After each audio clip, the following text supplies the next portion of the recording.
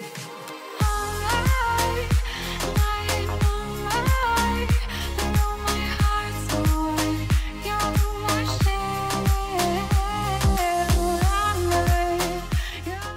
there, welcome back to my channel. My name is Angel and this is going to be a vlog of sorts. It's going to be a try with me kind of vlog and it's probably going to take place over the next couple of weeks, I think. So you can see from the title, I am going to be trying out some Tunisian crochet. I did acquire 2 Tunisian crochet sets. I wanted to show you what they are, talk about them a little bit, pricing, that kind of thing. I did buy 2 of these off Amazon. The first one I got solely based on price and the fact that I really like plastic crochet hooks or even like metal. And so this one is by Love to Crochet, and this one is a plastic set. You can see it's got a few different colored needles there. I know very little, but the directions here, there's going to be a string or a like tube, and then you attach it to the hook, which is why these all have like a blunt edge. It basically makes your Tunisian crochet hook longer so that you can have a wide project, kind of like crocheting or knitting in the round. You have this extended hook. And I will put the price on the screen here. This was the cheaper of the 2 and obviously not the one that my friend got, so I don't have any reviews of this one. We just have this plastic case here and everything's actually inside. You just flip it open and you have our plastic hooks. And then in the back are our cords and I'm assuming some crochet. It has like the information from the person I bought it from. It has a very quick, I hate illustrated instructions, but it does have some illustrated instructions on Tunisian crochet, but I will not be using these because I would much rather watch a video. And then we have our actual cords.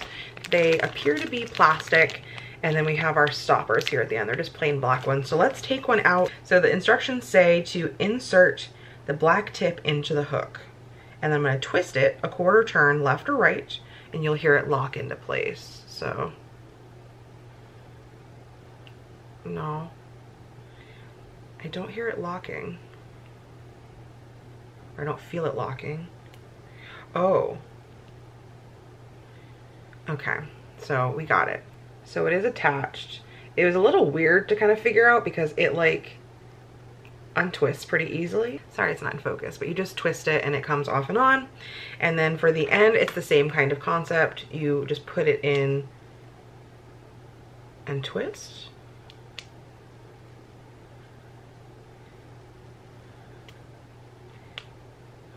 I don't feel like it's as intuitive. Okay, the twisting, I don't know if it's just at first. So we have our end there with the stopper, and then we have the hook, and we have the connection there with the actual band. And so this means that I can have a much longer piece of work. It doesn't immediately appear to be like,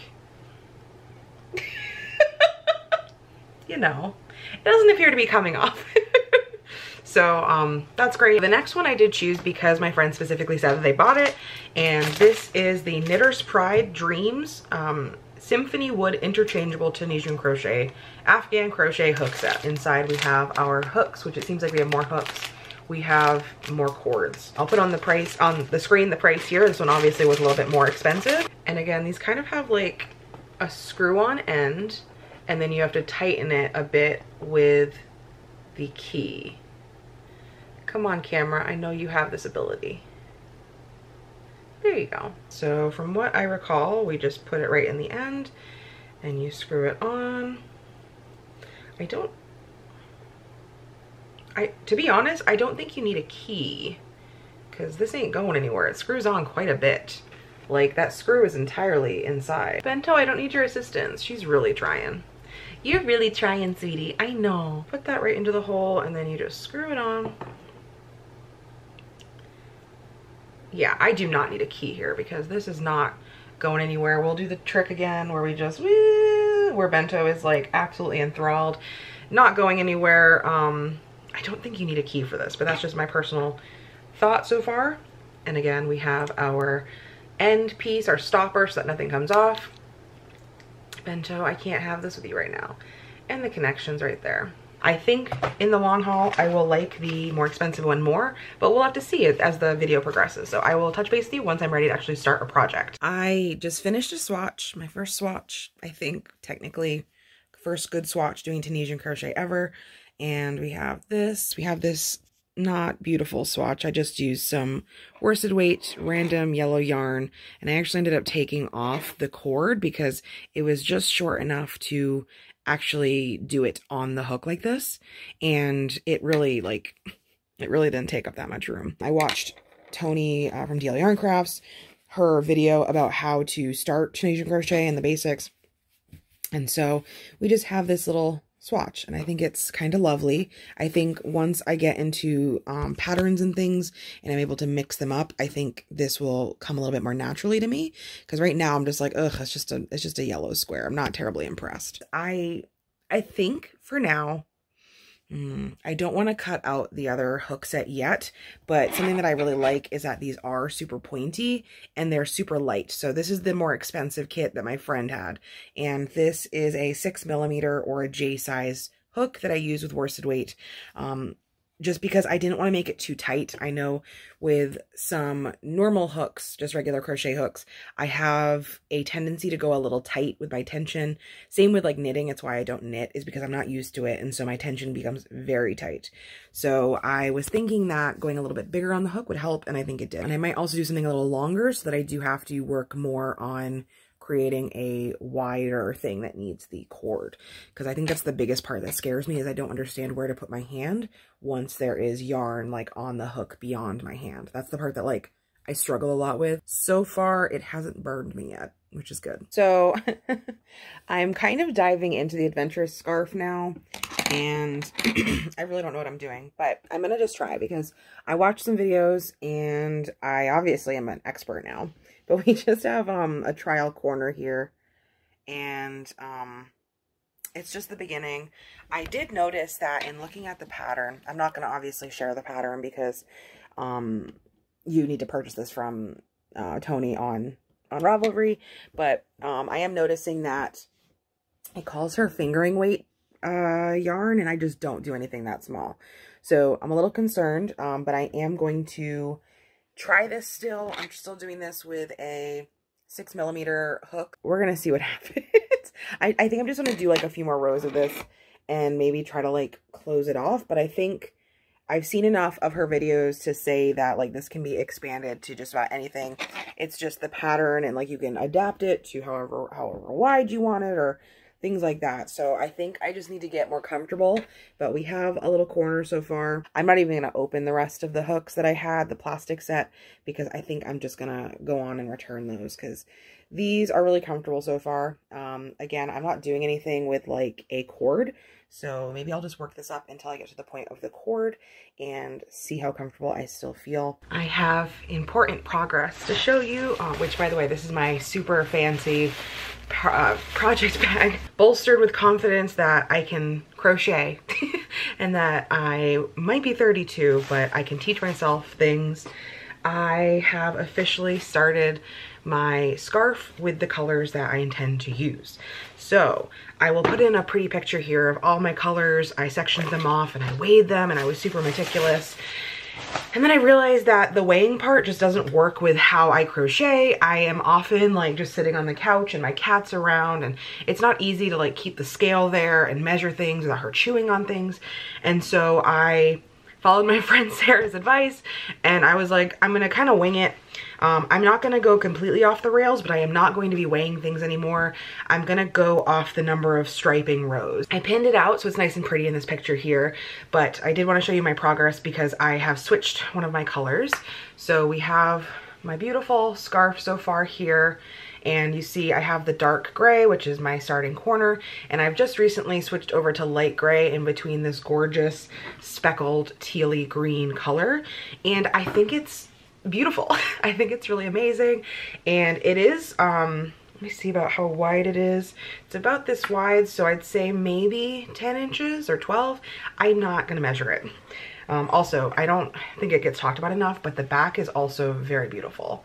I think that the striping, especially in Tunisian crochet from this like bias corner to corner kind of pattern, gorgeous. I love it. It's beautiful. I think that it makes the transitions between colors look so cool, and the stitches I've become a lot more familiar with, which is what I really wanted. I'm using the smallest cord that came with my kit, and it does go like about halfway onto the cord, maybe a little bit more. I did end up returning the plastic set because or not plastic, were they plastic? Yes, they were plastic. I returned it because I never even really opened it beyond showing you at the beginning of this video. But I'm in love with this so far, and I think it's just really beautiful. I think it's building really nice, and I am infatuated. I think that a good portion of this I actually worked up last night and today, but it's still been quite a while. So I have a lot of time ahead of me for working on this. I want it to be like very long. So I would say this is maybe a foot and a half at like the longest point. I would like for it to be like 5 feet long or maybe 4 feet long. And I want it to just be like this cozy thing that I can wear around the house probably. And it really opens up this world of possibilities so far. I would love to do a blanket, but I have a feeling I would need to do smaller pieces and then work them together because it's not heavy at all, but it does get very tiresome to have to work back across your row in the backward pass. Bento's already here to speak her support of my new scarf. She's already like messed up my yarn cakes and yarn balls several times because she loves yarn. Again, another reason why I don't feel like the weighing thing works, because she kept messing them up anyway, so it was very hard to weigh things. Things are coming together. As you can tell by my attitude, like I'm very positive. So we've had some pretty significant updates here. So what I'm gonna do is I'm gonna do like 2 rounds each of the colors that I had chosen earlier. So right now, I wanna say it is about like 3.5, 4 feet long. So you are seeing the back. Let me show you the front. This is where we began, and we've moved through these other colors now. And right now I am back to the beginning colors. So what I'm gonna do is I'm gonna do another repeat all the way through, and however long it ends up, it ends up. But right now I'm very happy with how it's turning out. Oh, it's a lot more flowy than some of the regular crochet, like the moss stitch crochet scarves that I've done in the past. And so I'm delighted with how it's looking. I feel like the colors, I feel like this could have been its own scarf, and I feel like this color match could have been its own scarf. I don't know. I feel like this is just really a good test of just color combinations. So I'm happy. Oh, I'll be able to wrap this one up and I will be so warm. Whew. It's already keeping me warm. It's kind of like working on a small blanket because it is just growing so large. I feel like I've been getting a lot of wrist cramping. Nothing too major, but because I pretty much worked on this for like several hours a day for the last 2 days, I was getting some wrist cramping. Nothing that is hurting me right now, but I was working on it for like 2 to 3 hours at a time. So it makes sense. And my hand is still kind of figuring out the motion in the Tunisian crochet hook and cord. So that's why I'm having a little bit of cramping, but nothing super uncomfortable. I've finally figured out like how to hold the hook when it has those like, pretty much how it is now, if I can find my hook. Yarn on the hook, like the loops, how to hold it so I can still manipulate it so that I'm not like having to bunch it all up. Like I'm figuring out how to manipulate the hook so that when it's like this, I am still in control. So thus far, I'm loving it. We'll see once the pattern changes up again and I need to start decreasing the corner if I just get really upset again and don't understand. We're almost to the end. I'm on the last 2 colors that I need to do. So again, a quick scan through the enormous scarf. Oh, I'm so happy. So going back all the way to the beginning, we're going to be kind of going into this section where I had the dark gray into a greenish teal. So what I need to do right now, I'm going to count how many rows I had before I started this little corner here, so I can figure out that it's actually even. And then once I get out of the last, I've been doing 10 rows of each overlap. I just need to figure out how many rows I did here so I can decrease. It's just, I feel like I've never worked on a single project consistently like this back to back, and I've never done a video on one single project like this. So I hope you're enjoying my enthusiasm. We're on to our last color here. This is back to the peach and like pinky color, the one that like basically looks like nothing. But once I get to the end, this will like all be peachy colored and you'll be able to see a little bit more of that variegation. It is some hours later and I'm finally on to the very end of this. Let me prop you up so that we can get a better view, because I'm not important. My beautiful child of a scarf is important. This is the final corner that we had to do. I'm gonna definitely have to pin that because right now it kind of just like seems a little off. But we have our straight edge there and it has come to a corner. And now I need to decrease it until this eventually comes to a point. And once that happens, I will show you. And then I will probably take some time to pin this and make sure it's all flat and beautiful before I do some modeling with it and show you some great shots. So I'm in my bedroom because the biggest surface I have where bento will not bother me is on my bed. So I moved all the sheets and I put out my pinning board so that I could pin this and square it and block it. And I'm noticing something very interesting. So I have our tape measure here. I think I've lost some stitches from the beginning, which makes a lot of sense, but it's just, let me show you. It's very weird to explain without a visual. This side is the end that we started with, and this one, I just have pinned. If you can see, the pins aren't very tight. Like there's not a lot of pulling. It's not like, I obviously wanted that corner to be a little bit more pointed. Not very tight. When we come to this side, it's pretty tight and looks a little smaller, right? So together, am I crazy or does this right side, which by the way, this looks cool in general, all this is pulling, it looks a lot smaller. So let's get out our tape measure. At the beginning, it was about 9.5 inches. 8.5 inches. Holy crap, that is a lot of stitch loss. I'm frustrated. Okay, so this is my first time. This is the first time making a Tunisian crochet scarf, and I see now what's going on. So let me see if I can put you in a place where I can count in front of you. So let's count at the beginning when it was at its normal width. 1, 2, 3, 4, 5, 6, 7, 8, 9, 10, 11, 12, 13, 14, 15, 16, 17, 18, 19, 20, 21, 22, 23, 24, 25, 26, 27, 28, 29, 30, 31, 32, 33, 34, 35, 36, 37, 38, 39, 40, 41, 42, 43, 44, 45, 46, and then 47 at the end. So that is for the beginning. And then for the end, let's do one as well. And yeah, it's right here. 1, 2, 3, 4, 5, 6, 7, 8, 10, 11, 12, 13, 14, 15, 16, 17, 18, 19, 20, 21, 22, 23, 24, 25, 26, 27, 28, 29, 40, 41, 42, 43, 44. So I think it's only actually a loss of like 3 stitches, but it's significant. And so I'm going to block this. I'm just gonna block it for the sake of the ends because the sides really don't curl up, and I don't see anybody actually looking at my scarf close enough that they're gonna be like, is it even? But for the sake of this video, for the sake of the video, I will say that I messed up. I messed up and it's not perfect, but this was my first try. I'm a little frustrated. It's done. Officially done. I'm so happy because honestly, like, it's been a long time, which is much longer than I thought it would take for me to learn how to make a scarf. So I will overlap some footage here in a moment, but we have my finished product with all of the ends sewn in. Obviously this is the front, this is the right side of the project, and the back has that gorgeous, like, it looks like a knit project actually on the back, which is really cool, and I love it so much. Some of the things I learned while doing this is that I need to be a little bit more present if it is going to be something that needs, I guess, like an even count. Like, I already showed it in the previous clips, but this is the difference between the beginning of the project and the end of the project. I lost about 1 inch of width and I don't know where it went. I'm honestly a little too lazy to even look into where the shortage started, but this is just a project for me. I did pin it, but my ends are still a little curly, which is totally fine.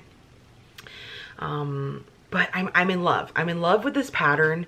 I also think I'm very much in love with Tunisian crochet because there are so many patterns out there, just like traditional regular crochet, I guess, but it's different. And I think that the overlaps remind me a lot of the way that like the linen or the moss stitch works. So you're getting some overlap, you're getting a lot more depth of things.